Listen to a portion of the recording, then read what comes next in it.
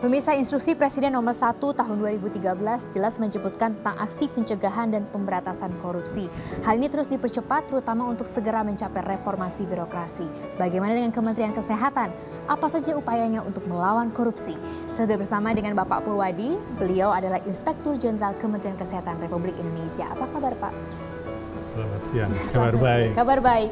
Pak Purwadi, berbicara mengenai korupsi. Mungkin pemirsa juga masih ingat beberapa saat yang lalu sempat tanda kutipnya ter-highlight begitu beberapa kasus korupsi yang terjadi di Kementerian Kesehatan. Tidak bisa kita juga menutupi itu begitu ya Pak Purwadi. Ada alat kesehatan, kemudian juga ada beberapa masalah e-katalog dan sebagainya. Sudah sampai sejauh mana masalah itu kemudian bergulir? Banyak upaya yang dilakukan oleh Kementerian Kesehatan. Nanti lebih dalam kita lihat apa saja. Tapi yang jelas bahwa ini adalah masalah yang sangat perlu mendapat perhatian kita. Kemudian harus kita upayakan bersama, tidak bisa oleh pemerintah sendiri. Oleh karena itu, Kementerian Kesehatan mengajak seluruh komponen bangsa untuk bersama-sama menyatakan perang pada korupsi. Jadi ini sudah bukan kemudian kita melawan, tapi ini perang? Perang. Oke, berarti layaknya perang tentu ada persiapan-persiapan, amunisi disiapkan, kemudian tentaranya juga pasti disiapkan. Apa yang dilakukan Pak Purwadi? Yang pertama terkait dengan Inpres 2013 nomor 1 tadi disebut, kita sudah membuat desain atau strategi komunikasi pelaksanaan pencegahan dan pemberantasan korupsi di lingkungan Kementerian Kesehatan. Kemudian melalui pendidikan dan pelatihan kita masuk ya, memberikan materi ajar pendidikan budaya anti korupsi. Jadi khusus begitu Pak? Iya. Di setiap kali ada SKS pelatihan? Di Politeknik Kesehatan yang 38 politeknik di 34 provinsi.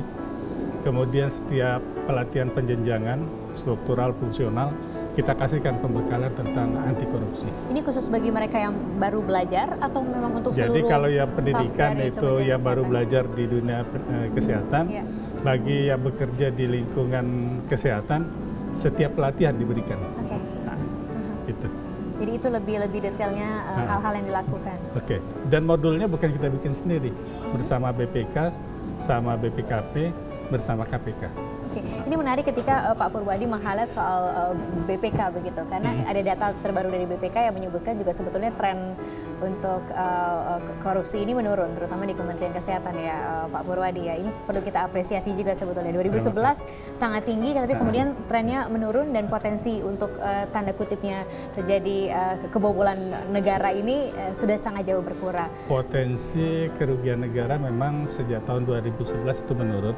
Itu membuktikan atau menandakan bahwa tren kita sudah benar lewat pendidikan bagi mahasiswa, lewat pelatihan bagi aparat Kementerian Kesehatan. Itu kalau kemudian di lingkungannya sendiri. Tapi dari publik, Pak Purwadi membentenginya seperti apa? Karena Kementerian Kesehatan sentuhannya ke pelayanan publik, banyak sudah kita lakukan berbasiskan elektronik. Misalnya registrasi alat kesehatan elektronik, kemudian perizinan industri farmasi, pedagang besar farmasi itu elektronik, sampai registrasi dokter gigi dan apoteker, registrasinya online elektronik. Oh iya? Betul. Nah, jadi kita sudah upayakan, mungkin itulah solusi paling baik lewat keterbukaan dengan elektronik. Sudah dilaksanakan berapa lama ini Pak? Itu sejak 2011 sudah. Sudah dilakukan sejak 2011. Nah, malah untuk pengadaan obat dan alat kesehatan sejak tahun 2013 bersama LKPP kita gunakan sistem katalog elektronik. Jadi yang melakukan lelang itu LKPP, aparat Kementerian Kesehatan yang akan mengadakan barang tinggal lihat di e-katalog. Seperti layaknya teman-teman Mbak Tantri CS kalau mau belanja online. Sama begitu. Seperti itu gambarannya ya Pak Purwadi. Sampai sejauh ini berarti 2011 sudah berjalan 4 tahun kurang lebih, sudah bisa menghasilkan apa dari hal-hal seperti itu Pak Purwadi? Untuk bidang pengadaan obat bisa 30% efisiensi. Oh ya? Betul. 30% efisiensinya sejak dari 2011. Betul. Itu hanya yang obat, yang lain-lain? Obat. Yang lain kita belum lihat datanya, sedang dianalisa. Tapi yang jelas untuk obat itu efisiensinya 30% dari pengadaan sebelum tahun 2013. Tapi kita berbicara seluruh Indonesia kan, Iya. ya, Pak Purwadi ya. Dari sejauh ini ketika Bapak sudah berjalan 2011, itu awal menyatakan mulai Kementerian Kesehatan begitu komit 2011 ya Pak Purwadi? Tidak, sebenarnya begitu Inpres terbit tahun 2004 kita sudah melakukan langkah-langkah. Ya, itu banyak hal saya coba lihat. Itu tahun 2010 kita sudah melakukan komitmen. Menteri dan jajaran Eselon 1 tanda tangan komitmen bahwa kita mengimplementasikan tata kelola pemerintahan yang baik. Disaksikan oleh Wakil Ketua KPK. Itu 2004 ya Pak? 2010. Oh 2010, oke. 2012 ada Gerakan Nasional Pembangunan Zona Integritas, ya, itu jajaran Kementerian Kesehatan tanda tangan termasuk 214 satker di seluruh Indonesia melakukan hal yang sama. Jadi ketika kala itu dilakukan di Jakarta begitu, tapi juga di saat yang bersamaan? Di saat yang sama lewat video conference. Oh, di saat yang bersamaan juga di seluruh daerah melakukan hal. Isi komitmennya ada 5. Yang pertama melaksanakan reformasi birokrasi secara konsisten. Yang kedua menjunjung tinggi integritas aparatur sipil kesehatan. Ketiga menerapkan sistem pengendalian internal pemerintah atau dikenal SPIP. Menolak adanya praktek suap, gratifikasi, pemerasan, uang pelicin dalam bentuk apapun. Ya, serta mendorong peningkatan kualitas pelayanan publik. Itu yang juga paling penting yang terakhir ya Pak, peningkatan satu lagi, kualitas. Inspektorat Jenderal Kementerian Kesehatan yang dulunya sebagai watchdog, yang ngawasi, bertransformasi menjadi konsultatif sifatnya. Jadi sebelum terjadi penyimpangan, konsultasi mereka dengan kita. Jadi mengawal bersama-sama. Oke, ini menarik. Nanti kita akan ngobrol-ngobrol lebih lanjut lagi. Tapi saya harus jeda terlebih dahulu. Pemirsa jangan kemana-mana. Kami akan segera kembali saat lagi. Kalau Anda ingin bertanya silahkan ke kode area Anda, kemudian 50567 atau ke puskom.kes. Kami akan segera kembali saat lagi.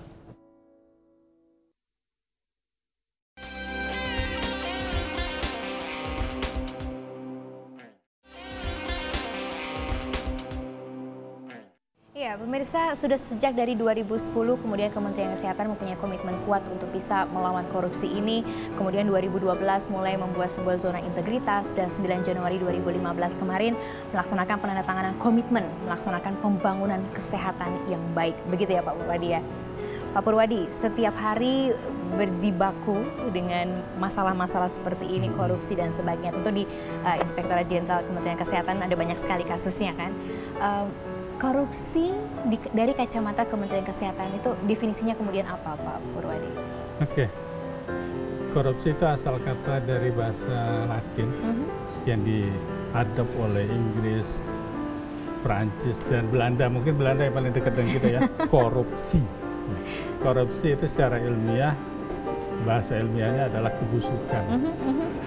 Keburukan, kebejatan, ketidakjujuran, dapat disuap, tidak bermoral. Itu semuanya artinya negatif semua Pak itu? Yang negatif semua itu.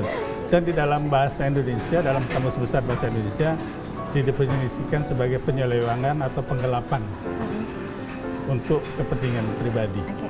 Jadi kalau bisa kita simpulkan, korupsi adalah sesuatu yang busuk, jahat, merusak, dan bersifat amoral. Ya. Kemudian itu menyangkut instansi pemerintah, jabatan aparatur pemerintah yang semuanya bersifat penyelewengan kekuasaan negara. Tapi berarti dari kacamata Bapak, kemudian juga dari kasus-kasus yang sering Bapak temui setiap harinya, dari Kementerian Kesehatan sendiri, apa sih hal yang paling mendasar yang kemudian korupsi ini bisa terjadi? Mungkin kita berkacamata di Kementerian Kesehatan sendiri lah Pak, sehari-hari yang Bapak temui. Yang pertama, penegakan hukum tidak konsisten. Yang paling kecil aja, nggak masuk kantor, didiemin sama pimpinan. Bermula dari hal-hal seperti itu. Kemudian penyalahgunaan kekuasaan, karena biasanya kan udah eselon 2, eselon 1, kok cuma begitu aja punya kendaraannya, gitu. Nah, seperti itu. Kemudian yang juga menjadi kendala, tapi ini sebetulnya nggak bisa jadi alasan, yaitu dianggap rendahnya pendapatan.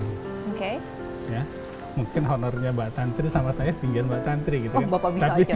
Tapi saya merasa, wah aku kan lebih rendah honornya, terus berupaya untuk melakukan hal-hal yang negatif. Oke. Untuk mencukupi itu begitu ya Pak ya? Mencukupi, tapi itu kan karena kerakusan. Oke. Iya, bukan. Nah, oleh karena itu Kementerian Kesehatan ingin ada budaya sederhana gitu. Nah, ini kemudian hal apa, lagi Pak, budaya sederhana ini? Budaya sederhana ini dilakukan seperti apa di Kementerian yang Kesehatan? jelas harusnya kita kembali ke falsafah dulu. Jangan besar pasak daripada tiang. Itu kan jebol dia. Iya, itu yang sehari-hari ya, mengajak kembali ke kehidupan sehari-hari. Kemudian budaya upeti yang selama zaman dulu ya, sampai mungkin zaman sekarang masih ada. Itu yang perlu kita perbaiki. Ya. Kemudian contohnya dicegah seperti begini, apa? ada pejabat datang ke daerah, kalau nggak dibawain oleh-oleh marah gitu kan. Ada oleh-olehnya nggak ada di dalam tupoksinya gitu kan. Ya. Itu, tapi dicegah seperti apa Pak? Apakah ada undang-undang yang dari Kementerian kan Kesehatan kita punya pemberantasan gratifikasi. Dimasukkan ke sana ya oleh Kementerian Kesehatan. Iya. Dan kalau misalnya itu ya memang ditindak dengan tegas. Iya. Okay. Sudah pernah dilakukan Pak? Termasuk saya waktu mantu harus lapor untuk penerimaan berapa ke KPK, terus oleh KPK dinilai dikembalikan ke kas negara. Tapi sebetulnya dari kasus ataupun juga apa yang sudah Bapak temui sehari-hari, karena memang kan Bapak Inspektur Jenderal, ada tidak ciri-cirinya yang kemudian bisa mengarah ke sana sebetulnya? Ciri-ciri yang jelas itu pengkhianatan terhadap kepercayaan, kemudian penipuan, ya, kemudian sengaja melalaikan kepentingan umum untuk kepentingan pribadi atau kelompok. Dan jelas dilakukan dengan rahasia dan melibatkan tidak hanya sendiri. Itu sudah pasti menjadi ciri-ciri yang utama ya Pak? Iya. Jadi tidak sendiri, melibatkan banyak orang atau gimana? Karena kalau sendiri susah. Oleh karena itu kalau semuanya tidak berarti tidak. Kalau satu mau dan satu lagi mau, kolaborasi dua orang bisa jadi. Banyak ditemukan di Kementerian Kesehatan Pak Purwadi? Kalau dulu mungkin iya, karena saya belum menjabat ya. Tetapi sekarang kesadaran itu sudah mulai muncul. Termasuk misalnya gratifikasi pemberian ya. Itu teman-teman pada lapor ke KPK ditolak. Jadi ada pilihan, melaporkan pemberian bahwa itu bukan gratifikasi, atau menolak kalau khawatir itu gratifikasi. Jadi kalau kita yakin bahwa ini bukan gratifikasi, ya kita terima, tapi harus lapor ke KPK. Memberikan penyadaran seperti itu memang tadi Pak Purwadi bilang lewat pendidikan, lewat pelatihan. Hanya itu saja atau sebetulnya ada hal-hal lain, rahasia dari Kementerian Kesehatan yang lain?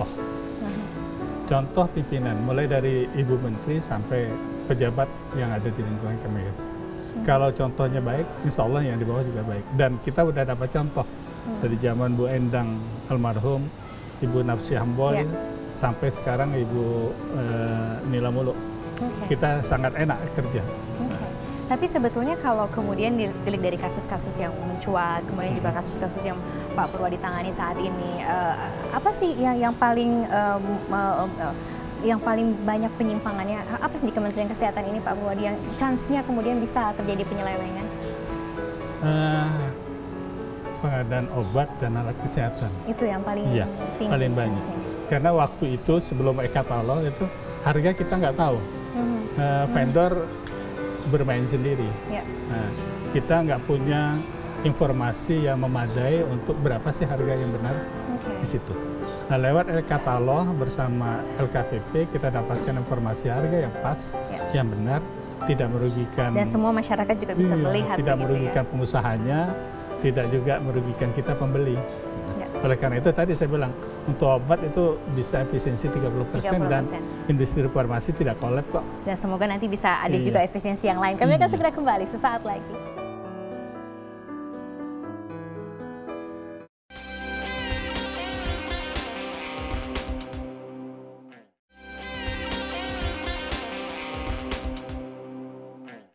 Pemirsa, Anda masih berbincang-bincang bersama dengan kami. Saya masih bersama dengan Bapak Purwadi. Beliau adalah Inspektur Jenderal Kementerian Kesehatan. Kita masih berbincang-bincang seputar Kemenkes lawan korupsi. Waduh, ini tadi padahal di segmen pertama sudah dikatakan perang ya Pak ya, udah bukan lawan lagi ya ini ya. Kita udah head to head nih perangnya. Pak Purwadi, ini sejak 3 tahun, dari tahun 2012, Kementerian Kesehatan selalu mendapatkan WTP, wajar tanpa pengecualian, setiap tahun. 3 tahun 3 tahun berturut-turut. berturut-turut. Pasti ada rahasianya kan Pak? Rahasianya adalah komitmen bersama, ya, semua jajaran. Kemudian memang kita sungguh-sungguh untuk melakukan itu. Bukan sekedar komitmen tanda tangan, tapi melakukan hal yang sejak dari perencanaan sampai evaluasi pelaksanaan. Kita kawal bersama. Ya. Alhamdulillah sehingga 2012 laporan keuangan 2013 dan 2014 yang kemarin disampaikan di Istana Bogor, kita dapat WTP. Tahun ini kira-kira gimana 2015 Pak? Kerja keras tetap dan kita yakin karena kita sudah sejak awal mengawalnya, mudah-mudahan bisa juga. Oke, jadi berarti betul-betul punya komitmen yang kuat untuk semua jajaran dari Kementerian Kesehatan. Tapi menarik karena sebetulnya ada keputusan Menteri Kesehatan begitu ya Pak ya, nomor 232 garis miring SK garis miring 6 garis miring 2013 ini, koreksi saya kalau saya salah ya Pak. Strategi komunikasi pemberantasan budaya anti korupsi. Budaya anti korupsi. Apa yang dilakukan Pak? Kalau tadi katanya memang melalui pendidikan. Iya. Tapi detailnya? Detailnya kita susun dan sosialisasikan buku pedoman tentang penggunaan fasilitas kantor. Maksudnya seperti apa tuh Pak, sehari-harinya? Saya pakai kendaraan 1683 ya. Nah, itu kan cuma ke kantor, jangan dipakai belanja untuk sama-sama anak istri. Itu gampang aja itu. Gitu. Fasilitas kantor, kemudian penghematan penggunaan fasilitas kantor, komputer dan sebagainya itu. Itu betul-betul diawasi dengan ketat begitu Pak Purwadi? Iya. Sanksinya apa kalau yang melanggar? Yang jelas laptop nggak boleh bawa pulang. Oh, ditaruh di kantor? Harus, kalau untuk kantor dipakai di kantor, simpan di kantor gitu. Ya. Kemudian buku pemahaman gratifikasi, sehingga jangan-jangan kawan-kawan tidak tahu bahwa itu sebetulnya gratifikasi. Iya, betul. Nah, itu perlu pemahaman untuk itu. Dilakukan seperti apa Pak? Ada pelatihan khusus? Setiap ada sesi pertemuan, seminar, workshop, itu kita tayangkan apa sih gratifikasi itu. Jadi kita semua tahu, kita paham, sehingga kita berusaha sama-sama untuk menghindari. Ya. Kemudian ada kita mendorong kawan-kawan kita untuk melaporkan kalau melihat penyimpangan. Antar kawan sendiri begitu Pak? Antar kawan sendiri dilindungi begitu? Iya. Oke. Jadi, sudah pernah terjadi Pak Purwadi? Whistleblower gitu kan istilahnya. Sudah pernah terjadi? Sudah. Dan kita jaga kerahasiaan itu. Karena mata pengawas kan nggak bisa 24 jam. Nah, sesama teman. Butuh mata-mata yang lain juga. Iya, tetapi bukan untuk menyudutkan. Untuk niatnya adalah mencegah terjadinya itu. Tapi kalau kemudian ada kalimat reformasi birokrasi, berarti ada yang direformasi sebetulnya. Dari kacamata Pak Purwadi, apa yang paling penting direformasi untuk Kementerian Kesehatan? Mental. Nomor 1. Terus bekerja pakai hati. Bekerja pakai hati. Pakai hati. Ya, berapapun penghasilan kita, dimanapun kedudukan kita, kalau kita bekerja pakai hati, insya Allah selamat. Dan itu dimunculkan seperti apa ya Pak, mengajak supaya semuanya mau bekerja dengan hati, kan nggak mudah juga sebetulnya ya? Betul. Tetapi sekali lagi dari contoh, tidak mungkin hanya sekedar instruksi, perintah, tapi yang bikin perintah tidak bisa dicontoh. Dan alhamdulillah kita punya contoh, pimpinan kita memberikan teladan yang baik untuk kita. Jadi dari top down begitu ya. Ini reformasi dilakukan sampai ke mungkin misalnya satpam begitu, sampai ke juru parkir cleaning dan service. Dilakukan juga. Kalau untuk service apa yang dilakukan Pak Purwadi? Ya mereka harus mengerjakan sesuai dengan tugasnya. Jangan kita suruh untuk belanja, beli makan siang gitu. Itu dipantau juga sampai sebegitunya Pak Purwadi? Kita lihat itu, bahwa kalau ada seperti itu kita tegur.